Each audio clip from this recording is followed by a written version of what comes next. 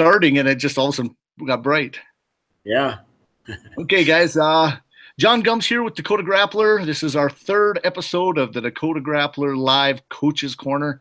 I am bringing to you a South Dakota coach involved with a lot of different things, and let him introduce himself here in a second. Just here on a Wednesday night. Third episode of the Dakota Grappler Live. I can hear myself, so before it goes too much, I forgot I have myself another thing, so I'll pause for a second. You'll get an echo of me talking to myself. The delay. Just here on a Wednesday night. Episode of the Dakota Grappler Live. I can hear myself, so before it goes too much, I forgot I have myself another thing, so I'll pause for a second. You'll get an echo of me talking to myself. There we go. All right. Clear that up. That was a little, that's the trying to get this thing's going quick sometimes. Yeah. But some of you know me, involved in wrestling pretty much my whole life. I don't need to say too much, but basically one of my passions in life is just promoting the sport of wrestling. I've done it since 1999 with Dakota Grappler. If you guys are new coming over here, I've coached pretty much every level, junior high, high school, did some college coaching. Right now, I'm just being a dad. I've got a 7th grader who wrestles, and I've got a junior in high school that doesn't wrestle. He actually swims and state championship team there and everything else. So very involved, and I know all our coaches are. So I'm going to bring to you Ray Rinksmeyer from Hot Springs, and I'm going to ask him basically a couple of different questions. As the night goes, we're going to talk on wrestling when it comes to different perspectives, both North and South Dakota, what is happening down there right now, and getting excited for the start of their season. Now, you guys haven't had a match yet, have you? You guys are coming up this week. No, we have our first tournament this weekend. Our first night of competition that South Dakota could have done was last night, Tuesday night, and we don't have anything during the week. We wrestle in Custer this weekend, Friday and Saturday. Okay, and then you guys have your tournament then shortly right after that. Our tournament's coming up. We go to Rapid City next weekend, the Rapid Invite, and then we have our own tournament the weekend right before Christmas. So busy tournament schedule before Christmas. We wrestle a duel in Alliance next Tuesday, and then we wrestle a quad December 14th or something like that. We wrestle a couple of teams down up in Rapid City before our own tournament. Okay. Well, let's first talk about scheduling a little bit. Now, when I went through the North Dakota schedule, I do notice that there's the crossover, some of both North and South Dakota teams, and that always makes it interesting at the Class A level. How much do you travel over the border? Now, you're in that southwest corner. Do you get into Wyoming and see some of them wrestle? We used to wrestle Newcastle. We don't go into Wyoming anymore. We see some Wyoming. We'll see, the Wyoming schools at Rapid City. We'll have a few at our tournament. We go down to the Shattered Invite, and we see some Panhandle teams out of Nebraska, some Colorado teams, some Wyoming teams. That's a pretty tough tournament, And out here in the Black Hills, our little circuit of tournaments, we see quite a handful of the smaller Wyoming teams from eastern Wyoming and such. So we don't see a lot of North Dakota except for Rapid City and Belle Fourche. We run into Dickinson, a few other teams up there. So, we get a good mix of, like I said, our little corner down here. We get Nebraska, Panhandle. It makes for good competition where we're at. Well, that's pretty cool. Well, as introducing yourself, how about how long have you been coaching? Tell me kind of what you are handling in the state of South Dakota. I know you are the USA director for South Dakota, USA Wrestling. Give us your little background, and then we'll go from there. Okay. Well, I started wrestling when I was 8 and wrestled for Winter High School. We weren't a powerhouse back then, but like they are now. That program has really grown over the last 15 years or so. From there, I wrestled at South Dakota State for Coach Ingalls, and then later Coach Lyles, and had some good training partners and wrestling teammates there. Mike Pankratz, Greg Seiler, Troy Wallman, Justin Blasius, and that crew. We had a pretty salty D2 team back then. From there, I went to coach at Bon Home. My first year there as an assistant was, I think it's exactly 20 years ago, 1998, right? 97, 98. So, yeah, time flies. Had a short stint down there for a couple of years. Got a little taste of the big time over there, I guess, so to speak. Came back to coach in my hometown in Winter for a few years, 5 years or so. And I've been out here. I think this is my 11th or 12th year out here already. So yeah, during that time, I've been involved with USA Wrestling in South Dakota for 10 years or so. I was the state chairman, and a couple of years ago, I kind of stepped aside from that a little bit and just took on just the junior side of things. That's really growing, and we're getting more people involved, and that's kind of exciting. Otherwise, I've just been, promoting wrestling around the Black Hills in South Dakota the best I can. Well, that is awesome, because I really feel that we need a lot more people like you. It's just one of those things where, North Dakota has actually got a pretty big USA wrestling following and coaching group. In South Dakota, I just don't see it as big. It seems like your battles are more against USA wrestling than an AAU wrestling, I guess, than actually getting wrestlers yourself. Is it because, now I've got a couple questions when it comes to this, because baseball's bigger down there in the spring? Is it hard to get off-season wrestling?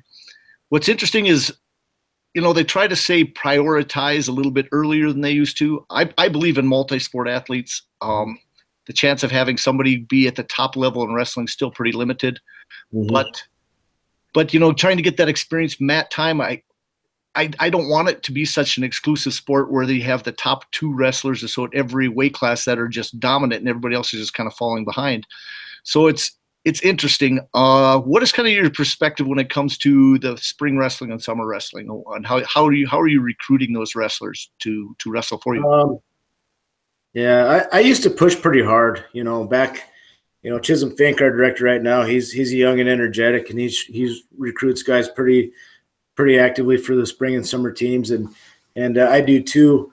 I've kind of backed off a little bit in my thinking, so to speak.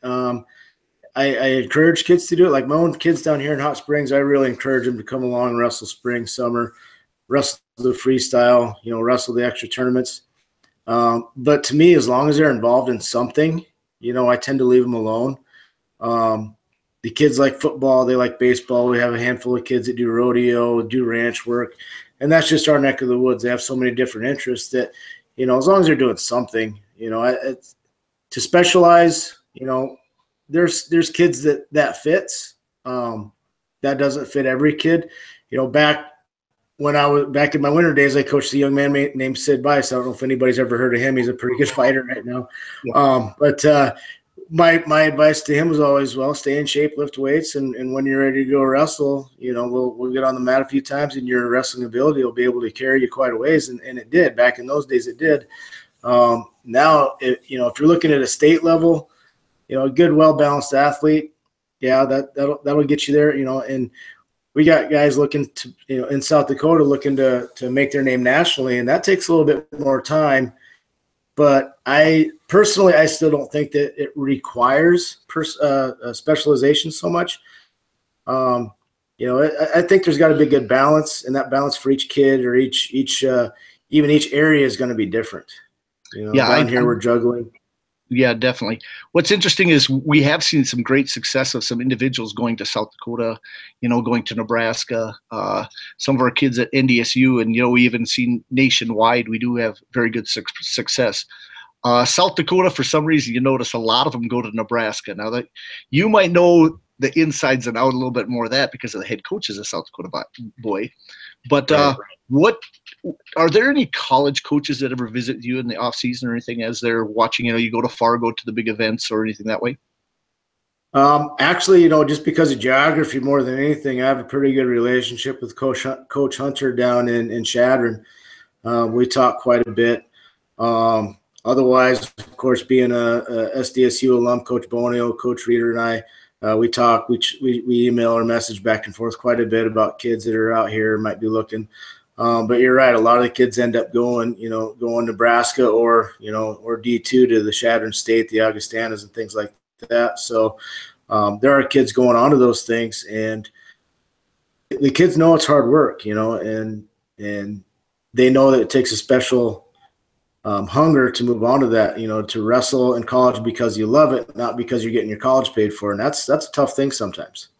Oh, yeah, very true. I'm just so happy that there's an opportunity for them to wrestle, or those that really want to move on. And there are people that are available in both North and South Dakota that give them those opportunities.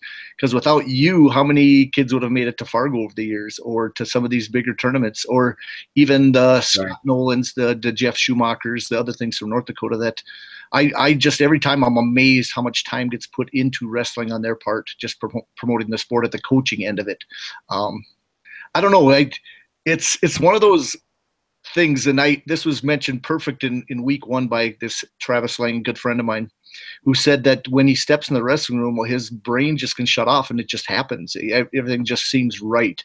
And I guarantee there's many coaches out there, and probably yourself, that would agree with that. When you step in the wrestling room, it's just a different environment. What do you think about the wrestling season? Do you still get your goosebumps as the wrestling season goes, or the state tournament when the finals come around? Each season comes around faster. It seems like last week we were walking out of the Denny Sanford Premier Center going, man, what do we got to do for next year? Because we don't have a state placer coming back. It's a tough thing to think about, and then all of a sudden it's here. I can't say that I really always look forward to the season starting. This year I did. This year I really was looking forward to it starting because we have that scenario this year where we don't have a returning state placer. We have a couple coming back with state tournament experience. So we've got a handful of really hungry kids that need to prove themselves.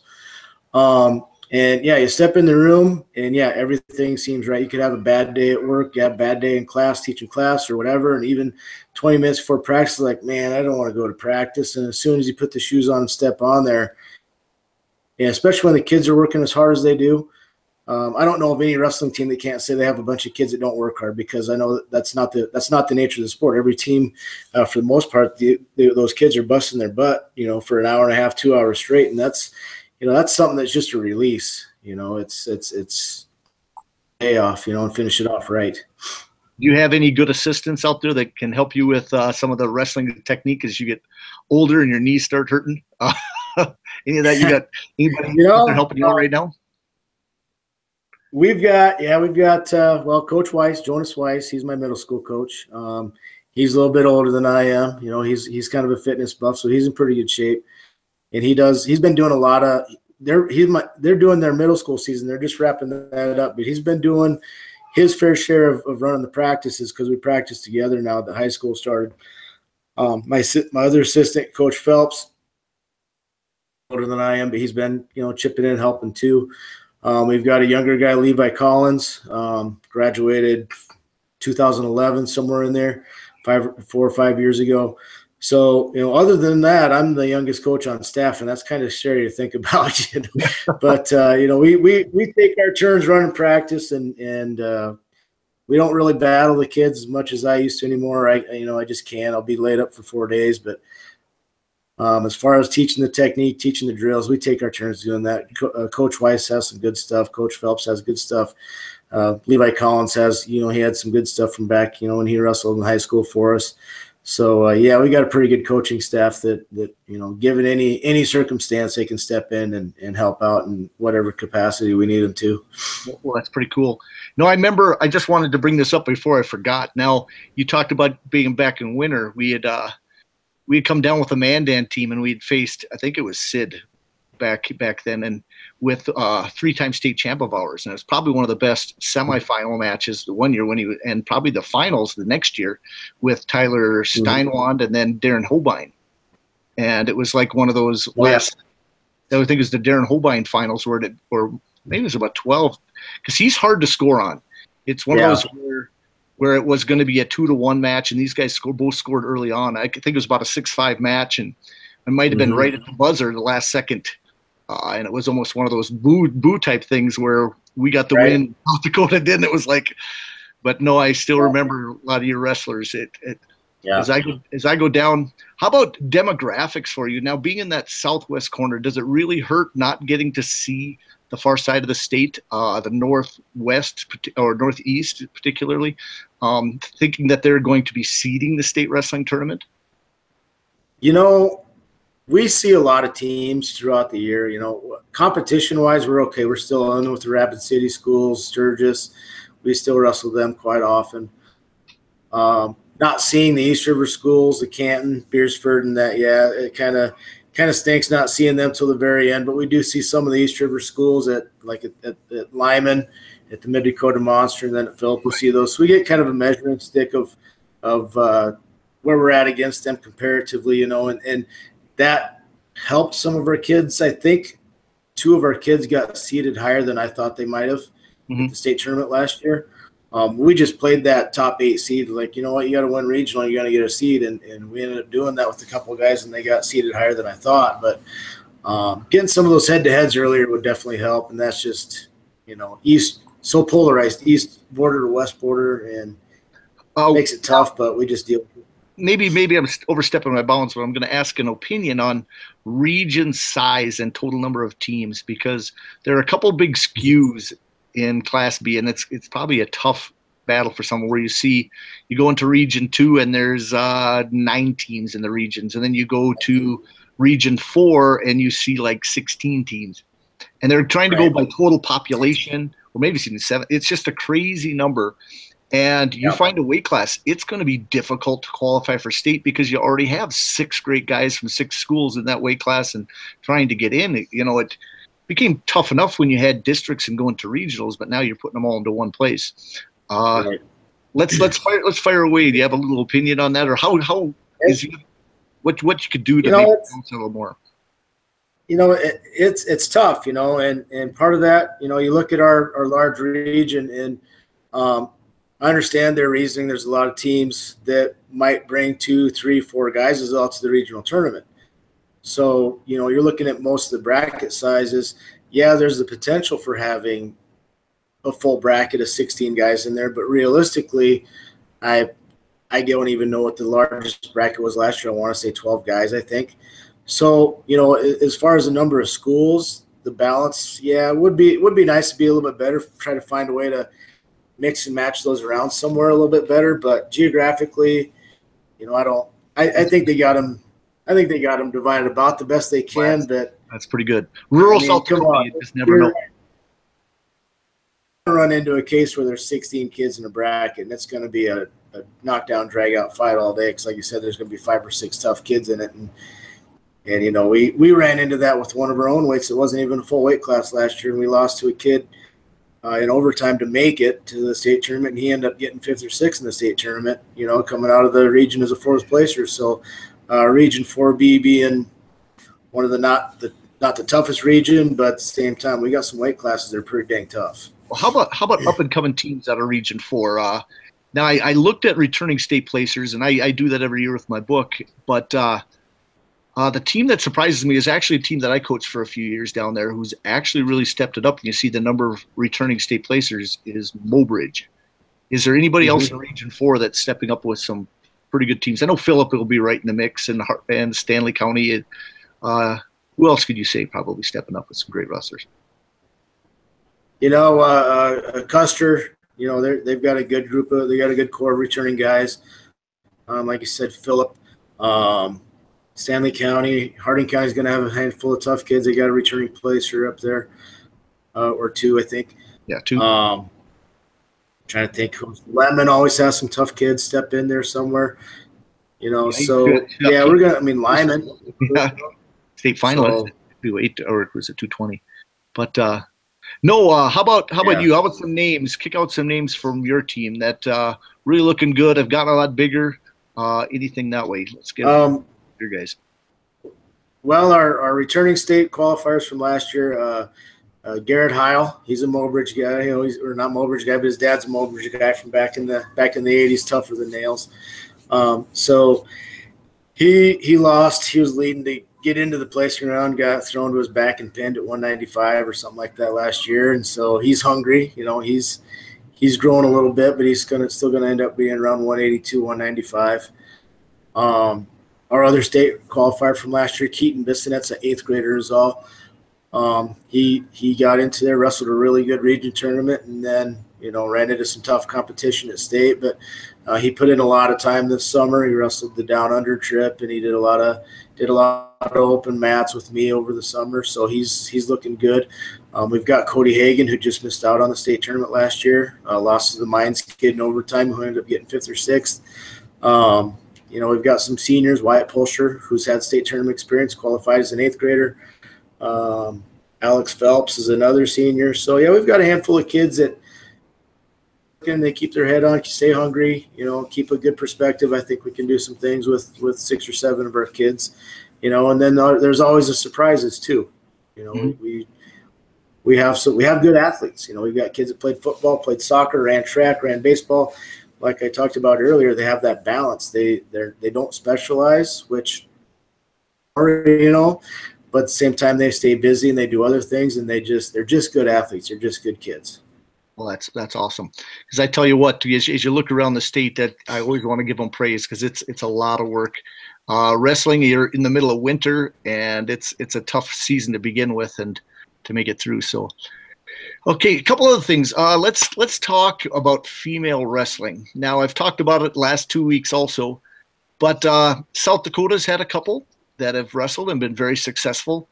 Are you promoting it at the, let's say, elementary and USA Wrestling in your state as much as it's happened to happen? I just saw another college just get a female college team in Division III just today too. So, what's happening down there? It's accepted. I don't think it's promoted. We have a handful of us that are trying to promote it, talk to the girls, and with the girls, to me, it's very similar to just the way it's promoted to the boys. I think we do a great job promoting wrestling, kids, girls included. I don't think we do a good job promoting it past about age 11 or 12. Mm-hmm. We have a ton of kids wrestling in the state AAU, South Dakota Wrestling Coaches Association, whatever you want to call it, tournament, including girls. There's a ton of girls. When they get to be 12, 13, 14 years old, where are they? That's my question right now, is how do we have this massive number of kids pre-middle school age wrestling, and all of a sudden we get to middle school, in my school included, and I don't think it's an isolated incident, but we have a lot of middle schools struggling to get kids out. We've seen some middle schools have great turnouts. We've dropped. We had 30 kids out last year middle school. This year we got 10. And I know there's other schools in our area and elsewhere that are fighting that same battle. So as far as a female wrestling standpoint, I think there needs to be a motion of what down the road after being 11, 12, 13 years old can do for them. Are there a lot of opportunities to compete in other things for females in South Dakota? Yes, we have gymnastics, basketball, volleyball, and there's a ton of girls that do it. But where's that? Like I said, we have all these girls wrestling and have that wrestling experience. What's being done to get them past that point and wrestle in middle school, wrestle in high school? There's that stigma yet that you don't want to wrestle a girl if you're a boy because it's a lose-lose situation. And eye of the beholder, that may be true, and that's perspective. But I'm sure, I don't know if Steiner said it, I didn't watch your interview from 2 weeks ago or not, but if we're promoting wrestling to be the greatest sport that we can offer our young men, why do we not offer it to our young ladies too? I agree. Yeah, he had mentioned a couple different things, and when we got to it, he said that it's actually growing leaps and bounds. When some sports are growing at the 1%, 2%, 3%, he's talking wrestling 20% and plus, and every year more and more. And I think as it gets more accepted in other places, both North and South Dakota were last to basically hop on the boat, before it's crossing over. But it's interesting because I've seen some girls. In fact, my boy has wrestled several of them between, I'd say, first grade all the way up to sixth grade, and all of a sudden we get to middle school range, they kind of fall off and disappear. Now, one thing that's helped North Dakota is they did have a very good, he still is our state director, and our state director's girl, he took over, she was very successful, and he kept gathering all the girls in the state and continuously, set up a web page, you name it, and always put stuff out there so that the girls felt as a family, even if one could have been in Fargo and another one in Minot and Bismarck. And so these girls got to know each other, and it became a pretty good family. And I would like to talk to him. I'm probably going to try to get him on to find out what his philosophy is he sent his girl out to a wrestling academy, and she's a sophomore this year, or sophomore, I believe. Yeah. And she's phenomenal, basically United States ranked, world ranked, all this other stuff. And they selected a certain number of girls to go to this place. And it's basically one of the Olympic coaches is actually coaching them on a daily basis, right, with the school. And he talked about that. And it's a seminary. It's called Wyoming Seminary, but it's out in like New York, Pennsylvania somewhere, I think. Pennsylvania. That's correct. Yeah. And I would like to know more about that. I'm just happy somebody gets, but it takes a lot of work. You know, somebody stepped up. It had to be a parent, and that's usually how you get things done. Somebody has a stake. You know, somebody has something to, you know, almost kind of get out of it and help their kids or whatever. I see programs flourish and then also fall off by the wayside as soon as somebody's kid disappears out of the program.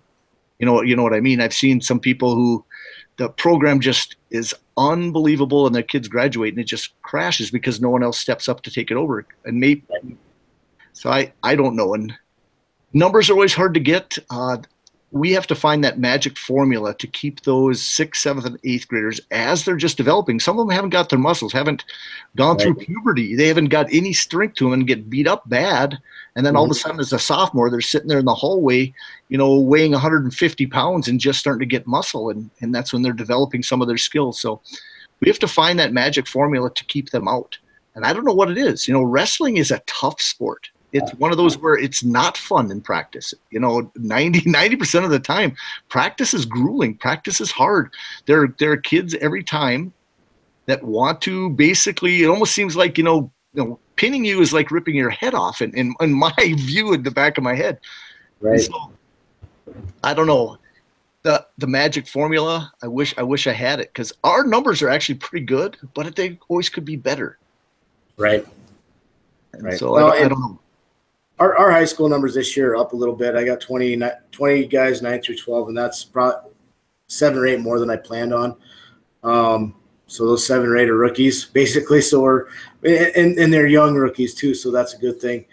But yeah, and honestly, it's not just wrestling here locally. I think there were 6 through 8, not counting our Black Hills Football League team. I think there were maybe only 18 or 19 kids playing football, boys playing football. Right. So it's just an overall participation thing.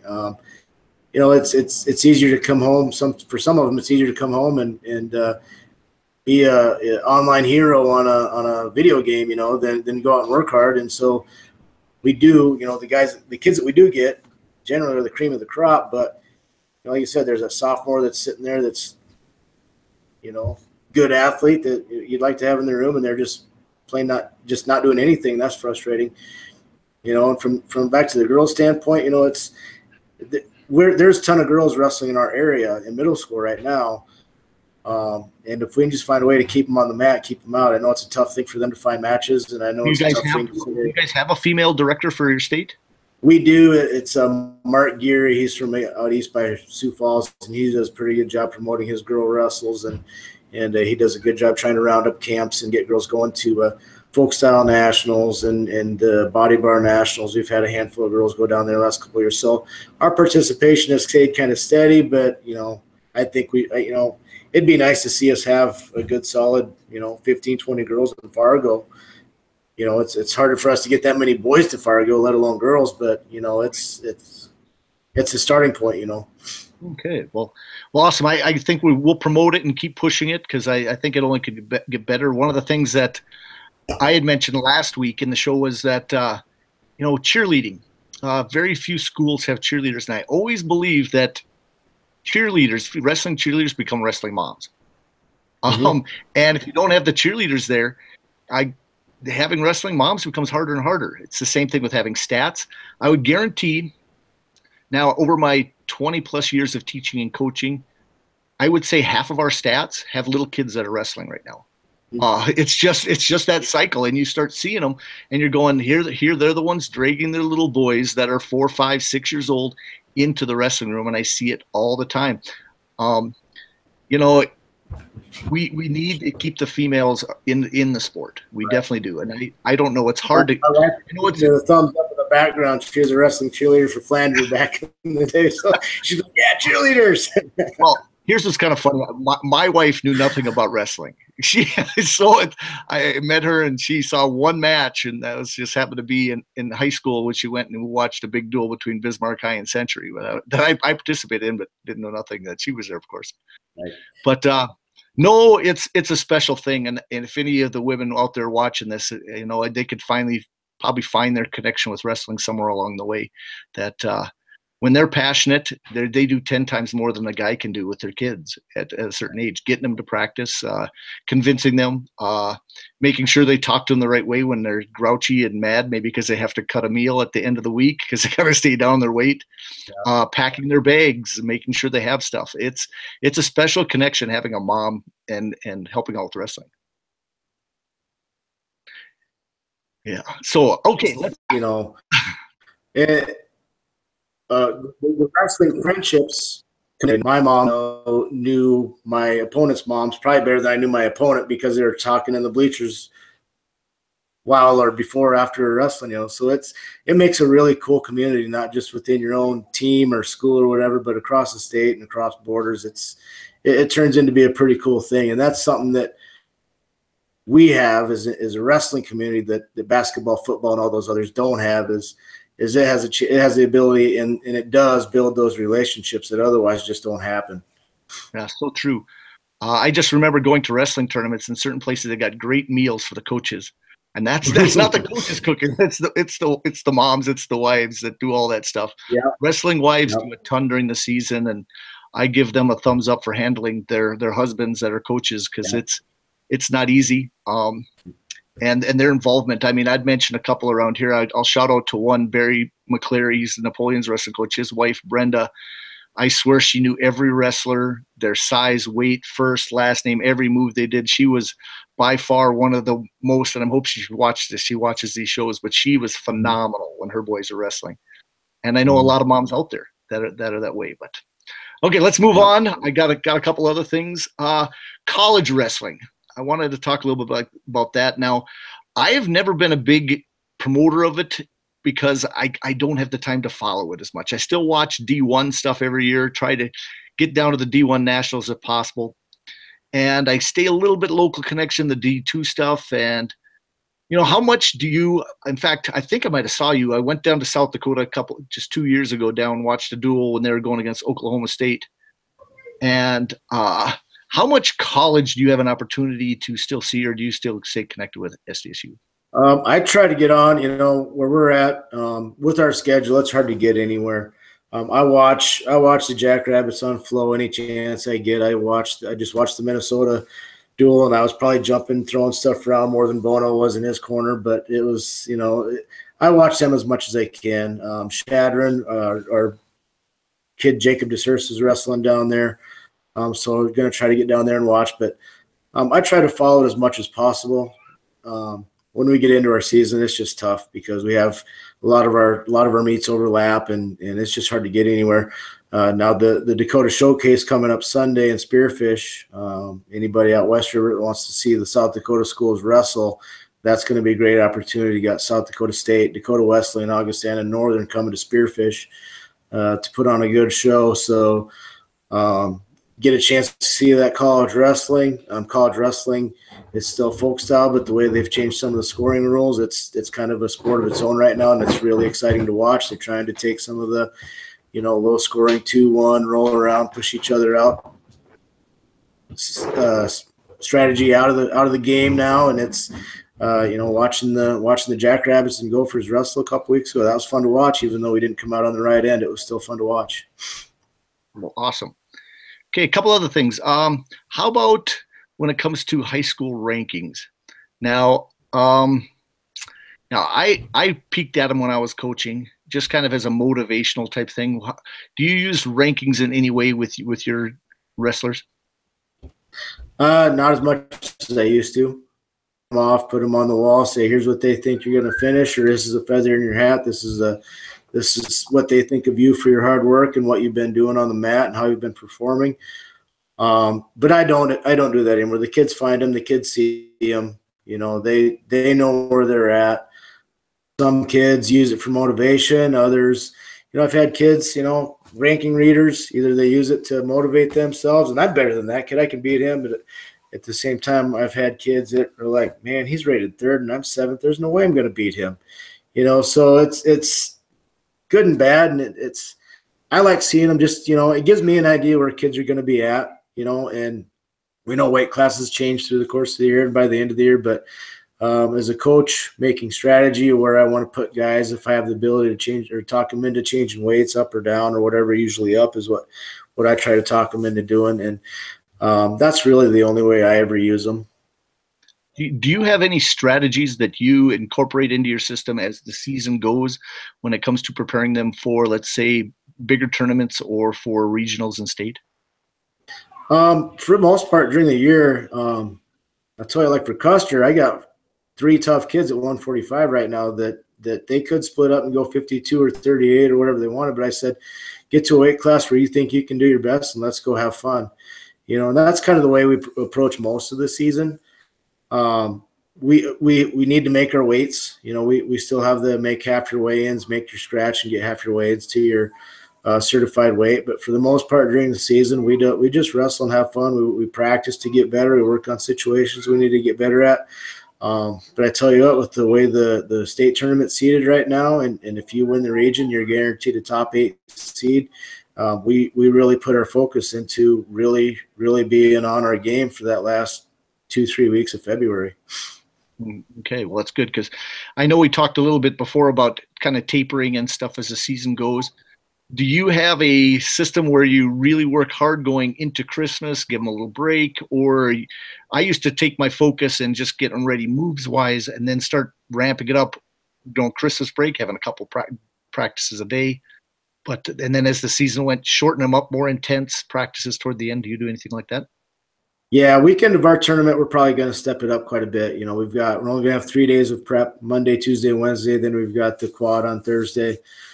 With I think it's St. Thomas More, Custer, and Lead or something like that. And then our tournament, we want to do well at that. So we're probably going to hit those 3 days. We're probably going to hit it pretty hard. And then we come back and we've got weeks off until the Mid-Dakota Monster. So, but we're still in school. So that following week, we're going to keep it as normal as possible with just regular practice after school. And then we have an activity association lockout from, I think it's from that Friday or Saturday all the way through Tuesday or Wednesday, whatever the dates end up being. So we won't be able to do anything with them for 4 or 5 days there. So then we'll come back and I suppose we'll have a heck of a spike ball game tournament for a couple days, maybe wrestle a match or 2 afterwards. And then we'll hit it again that week right before Mid-Dakota Monster. So our break time practices are fun, man. We dodgeball, mat ball, spike ball. I mean, it's getting in there sweating and just having a good time. That's when we have long breaks like that. That's what we do, is just a lot of team building stuff. That sounds pretty cool.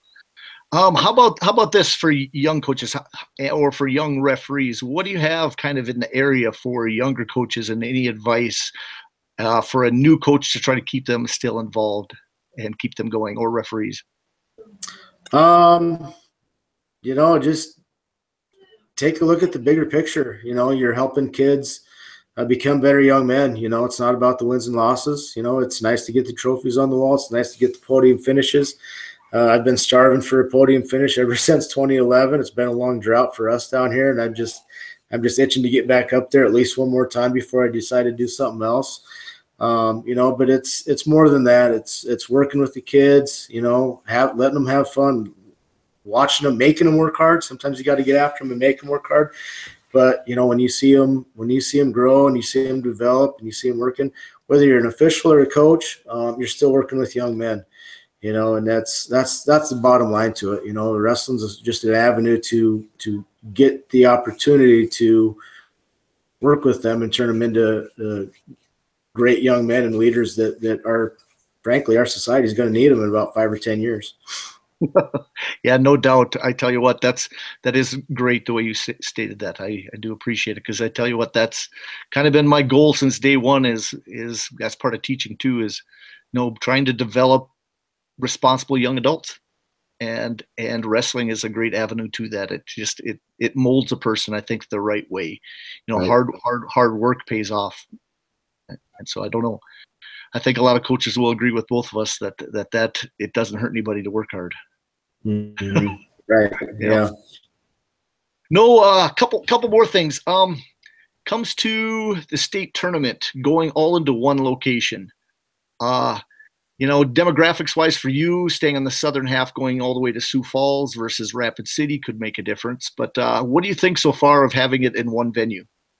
We had a blast last year. That was, and I don't want to give too much credit to the facility 6 hours away, because I think the Civic Center's got a pretty special thing going down there too, or up there too. But that was a top notch. That was one of the funnest. Is that a word? Most fun, whatever it is. State wrestling tournaments ever been part of. Now, format wise, and I don't know if I'm going to get chastised or whatever, but personally, I feel like seeding the state tournament took some of the excitement out of Friday. I thought that first round was kind of ho-hum, but once you got past that, Friday night and the rest of Saturday, that was a fun tournament to be part of. Well, I tell you what, I love Saturday morning, 10 o'clock. It's always been traditional. You got those semifinals coming up, and it gets packed. And people don't realize that Class B is way different than Class A. We used to go into Aberdeen, and if you weren't there by 9 o'clock, you weren't parking within blocks right. of the center. And you needed to get into the stands, even the student section. It's different cheering. And now when I watch the Class A and Class B together, who dominates still is the Class B, and it's exciting. They bring a whole town. They empty the towns for some of these places, and it brings such an excitement. I get goosebumps thinking about when they turn the lights down and they start announcing it, Yeah, those Seahawks fans are crazy, but when they get on our side, when we're wrestling Beersford or someone, it sure is fun, have them backing us up too. But it is, and they, poor kids that were fans cheering them on. They were way up in the nosebleed section. They could touch the ceiling from where they were at, but boy, you could still hear them like they were right behind you. They were making some noise. Well, I tell you what, I looked at what they have coming back, getting that March kid back and everything back. Oh, Canton's got a tough team. It all depends how they separate out a little bit with their weights. They could get a little stacked up there, the middle to upper. But, oh, man, that is a team that is going to be tough to deal with this year. I don't see many teams having as complete as they do. No, they've got a ton of kids out too. Just a bunch of kids on their roster right now. Yeah, it's one of those things as a coach, you kind of live for those moments, but yet it's 10 times the headache to hopefully have 10 times the joy at the end. Right. Yeah, definitely. So I like the venue. How about now? How are they doing the rotation? Are they just going to go back and forth? I know some people are still trying to, persuade the state to every once in a while, maybe separate B and have them go to Aberdeen once in a while. They could use a state tournament up there. But what is the rotation right now? How is it going to be going between Sioux Falls? As far as I know, it's the way I understand it's 2 years in Sioux Falls, 2 years in Rapid, and past that, I don't know. That's as far as out that I know that I think I know for sure. Whether they keep it together or not, I think they've proved it that it's a good event to have it combined. Whether or not they split it out after Rapid City's turned to host it a few times or not, I guess we'll see. How about state duels? You think they'll ever bring those back in South Dakota? I think we had our chance last year. That's going to be tough to bring it up and bring it back.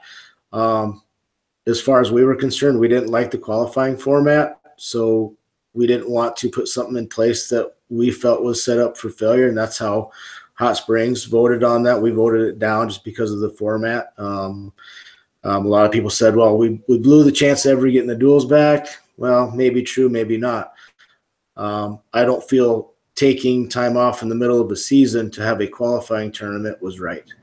I think that was set up. I didn't know that's what the format would have been. Okay. It was, yeah. I think it wouldn't have been so much. Yeah, it was. If I remember right, it was somewhere around first or second weekend of February, and so or something like that. I don't remember, but however it was to us it wasn't right. We don't know exactly what the right format would have been. My AD and I, when we sat down, we felt that it was a system not so much set up for failure, but a system that probably wasn't going to last. Depending on, you could opt out or you had to take part if you had a certain amount of kids or whatever, a lot of different scenarios that we didn't like about it. And it's one of those things where I think if they're going to do the duels, it should be where all the teams are in or out. Are we going to do it or not? Too many variables and then too many strings going different directions. Right. And I know it takes a lot of tweaking, but Minnesota, they've got the team section. They got the team section tournament the week before the individual. You qualify as a team, and then the following week you qualify as an individual. And all the teams are in it. You're in it or you're in it. If you're a team in the MSHSL, you're in the qualifying tournament as a dual team. If you lose your first round, you're done. You get to prepare for your individual tournament. To me, that's okay. But to have the ifs and the buts and the weird scheduling and all that, is just, we said that if that's going to be the way it is, let's just stick with the individual. And I hope it does come back as an option. Hopefully it's a little bit better format and better, more solid. It would bring some more excitement to it. I tell you what, our state tournament, North Dakota, is phenomenal on Friday. I mean, it's a 3-day tournament, so that makes it harder for some people, and they've kind of voted that down since the time they had the duels there. They did everything on that Thursday, and it just didn't fly. Well, they do it different. They spread it out so that the duels are done on Thursday and Friday, and you'll have the individual semis in North Dakota are on Friday night. And after the individual semis are done Friday, then you have the dual finals right after that. Mm-hmm. And it is, I tell you what, you're at there from about 5:30, 6 o'clock until 10 o'clock, and it is crazy because you think about all the semifinal matches happening Saturday in South Dakota. That's Friday night. And then Saturday, when you're weighing in on Saturday, you are a state placer. And that is how it is in South Dakota too, but that's on just the one day. But those people coming in on Saturday, it's going straight into where you're placing. It's those placing rounds. Are you moving up or moving, sideways and waiting for someone to, because it's phenomenal. Last year in Class A in North Dakota, Minot had just a phenomenal. They're way down. I mean, they had such a horrible Friday, but every kid from Minot in Class A basically won every match until they got into the third place matches, and they ended up winning the Class A in North Dakota with one state champion, and that's very rare. Right. And so it's crazy when you consider Bismarck High has 6 returning state finalists and they didn't win it. Right. So that's it's amazing sometimes. But now more things for South Dakota. Now, when you think of total schedules, have they done anything when it comes to total number of events, or how do they determine that for match totals? Last year, we kind of opened it up in North Dakota, and we had kids with more wins than ever happened before. 50 plus. I think somebody had like 50 wins and 16 losses going into state. Mm-hmm. When I wrestled, that's 2 seasons. It's 3, put together. I'm trying to figure out what the numbers are and how you guys doing it events wise. Ours is, I believe it's 14 or 15 weigh-ins. I think it's 14 weigh-ins. And that can be anything. A 2-day tournament counts as 1 weigh-in. A quad counts as 1 weigh-in. A dual counts as 1. So however you piece together 14 weigh-ins, that's what you get. We're the same boat. We've had kids with 50 plus wins last 2 seasons. 50 wins before state. So that's a ton of matches. But you get going to here for example, the weekend of our tournament, we've got a quad. We're going to get 3 matches there. We've got 32-man brackets in our tournament. There's, if you make the finals, 5, 6. Mm-hmm. So there's 9 matches in 3 days. If they get a match every round. So you take that times every weekend, and that's what our January looks like, is a quad Thursday and then a big tournament Friday, Saturday for the whole month of January. So the matches can add up really quick.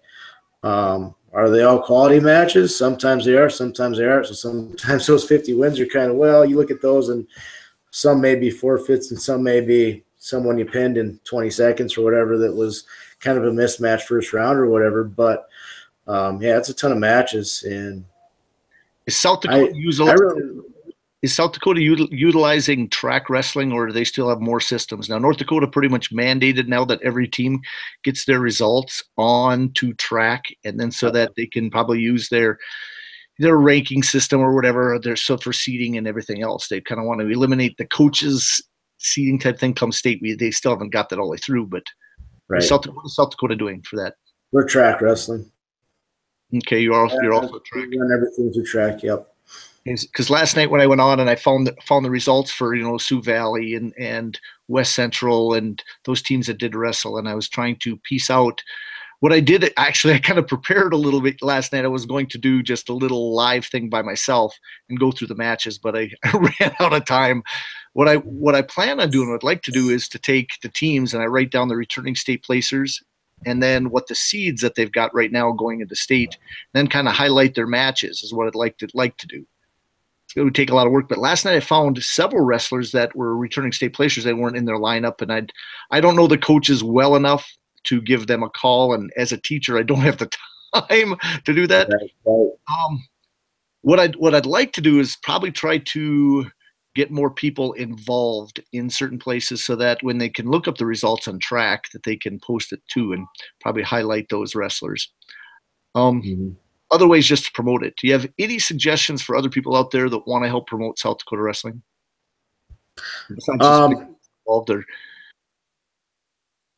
Yeah, I mean, just, social media, use social media in a positive way to let people know the big events coming on, Instagram, YouTube. You guys do your stuff live on social media, your duels or anything? We thought about that. We don't have if we run it through a computer, we can't because our Facebook is blocked. So we can't do Facebook Live or anything like that. Facebook, okay. We've thought about doing a live YouTube, just putting a camera up and just let it stream live without commentary or anything like that. So we've thought about doing that. Thought about doing that with our tournament finals at our tournament. Those are things we're still working on and talking about. I try to do a good job keeping results posted, keeping those updated. Do you guys have a Facebook page then for your team, or some type of ways to get results, a team website? I do, but once season starts, I generally lock it down and close it because we share a lot of videos and technique tips and all that stuff that I don't want just the general. Yeah, yeah. And I might, I don't know, I don't want to have 18 different Facebook accounts, but I've thought about opening up one that's public that we can have access, anyone can have access to see results and pictures and whatever too. So how about the Hot Springs like kids club type thing, or do they have something? Hot Springs Youth Wrestling, the Hot Springs Little Bison has a page that they put their practice information on the youth tournament. I'll give a plug. The South Dakota USA SDUSAW.org website has a tournament site that you can go to find tournaments on. So go there and feel free to promote anything. Like I said, I put Dakota Grappler out there as free for people to promote it. I want clubs to get on and put their stuff if they don't have a place themselves. They've always done a very good job at putting their tournament list on there, and I have a ton of people finding it. It's amazing as the wrestling season goes through. I'm talking tens of millions of just individual page hits that go through the Grappler looking for, not only results, but just where to find, competition and tournaments. So, and your South Dakota, I've promoted that several times, but to try to get them over to there too, because they keep their schedule up very well. Even their flyers, put their flyers for their tournaments up there. It's all free, advertising to get more wrestling out there. Yeah. Feel free if you know anybody that wants to use it for any means, just have them contact me. Usually, I'm not a fan of somebody out there trying to sell something, but selling their own tournament, that's different. I want people to promote their tournament. I don't necessarily want somebody selling their used wrestling socks or something. Whatever. Yeah. I mean, I like, we have a guy in Rapid City. I'm not sure who he is. It's Chalk or something like that. He does a good job posting tournament results. Okay. I don't know if he has a Track Wrestling Gold account, but he gets on and he posts a lot of the results on the South Dakota page from all the tournaments and does a good job with that. So, we've got we used to have really good newspapers that covered a lot of wrestling, and those have kind of gone away, so When was the last time you had a news reporter come to your wrestling room? we have one coming next week, but Trey Noctical's dad is going to be coming and taking some pictures, and be at Custer next week for us too. So just a small local newspaper, but man, I used to get the Rapid City Journal, the Mitchell Daily Republic, and the Argus Leader, and the one from Aberdeen. I can't remember what it's called, but I used to get those to look up results all the time, and now I just they're not going and they're not getting the results. So the best place to do it is a website like yours, Dakota Grappler, or Track. Social media or whatever. I'm a track junkie when it comes to just looking at scores. It familiarizes me with the names and what's happening out there. I think that's phenomenal change to just wrestling itself. I know several teams that now do their stuff on Track Live. Rapid City will come to our tournament. They stream their matches. They don't have any commentary, but that's also pretty big. Century dueled Jamestown and had it on Facebook Live. They just had somebody with I think an iPad or maybe a phone or something, and just had the whole duel there, and it was very good quality. So I'm going to look into that. I've broadcasted the finals of the Mandan tournament the last 2 years on YouTube Live, but it's very difficult unless you have special camera adjustments where you can zoom in, because it doesn't allow that as much. It's almost like you need a webcam, and if you want action, it's not that great. So I'm still trying to work that out. I just might do it on Facebook Live. I have not done the Facebook Live because I didn't realize they give you unlimited time, almost unlimited time. So you could pretty much do the whole finals on there if you set it up the right way. Right. And so I'm kind of looking into that. I don't know. I think that wrestling, I think it's only, the promotion of it is just going to get better. How about when it comes to, I thought of something else earlier. I got to almost go back to my list. How about anybody out there I kind of remember a little bit. Now, people that have helped you out, is there anybody, within your community that you would like to just give a little shout out saying thanks, or even if it's assistant coaches, any parents that normally don't get recognized for putting work in the background of your program? I've had a ton of help. It's not just one person. We've had kids. The kids that are wrestling, the parents have always been great about helping out, pitching in. The Harkless family's been, they're on their 7th one wrestling for me now. It seems like he's a freshman, so they're going to be around for a little bit longer. Bad news for other teams, but they've been in the back. They've been behind the scenes helping out a ton. My AD, I've had three different ADs, and they've all been great to work with. Jonas Weiss, the head coach when I first got here, he's been great help. My assistants, Todd Phelps, Levi Collins, we've had great volunteers. Randy Radetsky, he's from North Dakota originally. He came down and started a program in Edgemont, and now he's helping us out. So just a great group of people helping us out, and in the area, Jared Webster and the Custer crew is doing a great job promoting wrestling in their area, and that pushes us to work a little bit harder. Well, I love seeing Custer doing something, because that's been such a basketball community forever. I mean, when I first started this so many years ago, I tried to sell an ad in Custer, and I actually got laughed at by 2 people. One person said, "Do they even have wrestling?" And that goes back, 15 years ago, and they were asking if the little community had a wrestling team. So it's good to see some success coming out of other communities. Right. It is, it's Black Hills Conference Wrestling. It's kind of been a roller coaster. We've had good quality years, and we've had years where, I think one year we had 3 heavyweights in the whole conference, and if you want to win the conference, you have a heavyweight to get those forfeit points, and that was it. But yeah, it's good to see other teams in the conference. Bo up in Lee Deadwood, Bo Vogel. I don't know if he's watching. He's usually on this stuff. But North Dakota boy, Oaks, North Dakota boy, yeah. Yeah, he's doing a great job up there. They're all digging. They're working hard. So, It's Well, good to see. I put a T-shirt out with one of his wrestlers pictured on it, and it's been my most successful T-shirt sale of this last year of one of his kids getting his hand raised because they were also proud of it. They had a state placer and they had one for forever, and so that's a very proud wrestling community right now too. Yep. That's awesome to see. That's he's doing a great job up there, and that's something. You know, they beat us by 1 point twice last year, and that was a little hard to swallow. But you know, it's as tough as it hurt us. It's good to see wrestling in the area, you know, being as active and growing. You know, you don't want to see any programs die. I wish there were a few others in our immediate area that would start up a program. And I won't go out throw anybody under the bus, you know, but there's just some that I think that probably could start a program, and for whatever reason they won't. And it just, I'd rather see. There's been people ask me what they should do with their program and teams and whatever else, and I'm like, you know what, start a team. I'd rather see new small programs start up a bunch of co-ops. You know, that's more opportunity for more kids in the long run. So true.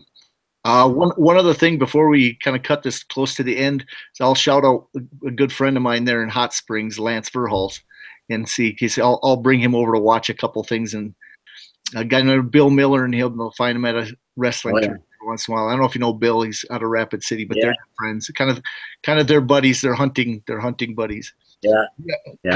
Kind of out of the wrestling picture. You do anything else besides wrestling? What other hobbies and things do you do? Oh boy, we just got done with hunting. All of your kids and everything else that way. How about that? Well, they just went to bed. That was that pink blanket I hand over to my little girl. She's 3. She just turned 3 a couple weeks ago. 3 going on 17. Ball of fire. She's a wreck, man. She's probably gonna be the wrestler of family, to tell you the truth. But she's got one boot tucked into her muck boot and the other one untucked, and she's ready to go to the farm anytime. My boy, he's 6. He's pretty interested in everything right now. He wants to wrestle, but basketball's pretty cool, so we got to kind of keep that rein back a little bit. Talked about football last night a little bit, and he likes rodeo, and he likes, whatever's on, he likes. You know? That's good. That's good. That age, he's interested in everything, but he's my wrestling partner. He goes to practice almost every night just to watch or whatever. And my wife, Nina, she's from Flanders. She was a Flanders High School wrestling cheerleader back in the mid-'90s. I said, you probably don't remember me, but I was the good-looking one, student assistant for Sioux Valley, and then I coached for Bon Home, and we probably thumped on some Flanders kids back during those times. But the Flyers. The Flyers, Lance DeLond and some of those, she always talks about good stories of the Flyer wrestling team from back then. You know, I hunt, I camp. I used to play a lot of golf. I don't do that much anymore, but I treat my wrestlers to my own barbecue pulled pork once in a while, and I dabble with that quite a bit. But you know, otherwise I'm outdoors. I enjoy watching football, and you know, I promote wrestling. I do it a lot, but I try to teach that too, that you need balance and you need to do some other things just to, you know, stay grounded, so to speak, too. So, well, that's awesome. And love the friends that I have around us, and it's been a fun ride for 25 years already now for coaching wise. Time does fly. It's amazing. Well, when I do come down there this summer, I'll bring my golf clubs. I swing a little bit. I hit a hole in one this year, and I break my. Awesome. Not that I'm good, but I've improved. There you go. I'll knock the inch layer of dust off of mine and see if they still work. But I'd love to take you out for adult beverage and maybe a steak or something like that when I come down that way. Anything else that you'd like to talk about wrestling wise, or we'll just call it a night? Feel free. In anything else? You know, just I don't know if it's common knowledge or not, but the South Dakota Wrestling Coaches Association Region and State series, we're looking at having freestyle for the cadets and juniors. Exactly how that's going to look, still not 100% determined yet, but it'll be a South Dakota USA Wrestling product. So Awesome. we're getting our foot in the door to promote some freestyle to our cadets and juniors, and hopefully we can continue to grow our numbers. We've had some pretty good years in Fargo the last couple of years, so hopefully we can kind of keep building the participation of that. And a lot of times with more participation comes more, diamonds in the rough, so to speak, that find out that they're pretty good at it. So that's kind of exciting coming up in March. And otherwise, just, I wish all the teams out there keep working hard. Good luck. It's fun to win, but that's not the end game. Just keep your head straight, keep going forward, and teach these young men how to set goals and keep fighting for them. That is awesome. Well, I tell you what, I appreciate talking to you. I'll have you on again. I think that we can build a good relationship with other people out there and just get them, a chance to understand the sport we both probably love, I know, dearly. So, again, yeah. I tell you what, I do appreciate all the hard work and everything you do for wrestling, because it's amazing. I've seen your product, I've seen what you do, and your passion for the sport. So, congratulations on everything you do, and it all in the big picture, it all pays off. We know that. You too on the Dakota Grappler. We enjoy it. Well, thank you so much. Well, I guess this is John Gums. I'm going to sign out for the night. We had a nice little talk here, and next time I'm going to go on again probably next Wednesday, usually about 8:30. I pull in some other coaches.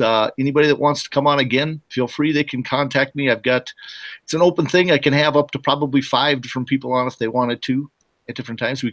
They could bring up subjects. Anybody else there watch this, feel free to contact me if you've got questions you want to ask. Anything that you want to bring up or just discuss, and I'll bring it up with the coaches that come on that evening. So, guys, again, John Gums out with Dakota Grappler, and take care and go out and watch some wrestling this weekend. Got a lot of tournaments starting up. Both college and high school. He was saying go into Spearfish. They got that college stuff, or if you want to catch the high schoolers, you should find duels out there. Tomorrow night, there's several of them. You can go on dakotagrappler.com. I do have a master kind of schedule on there. There's a calendar on the bottom of the first page. You also see several videos. It is a brand new website. I still have the message board. You just got to click on the message board and you guys can bring up wrestling topics. Other than that, just trying to build it and make it bigger and better. So everybody take care, and I will talk to you guys soon. John Gums, Dakota Grappler, Coaches Live, out.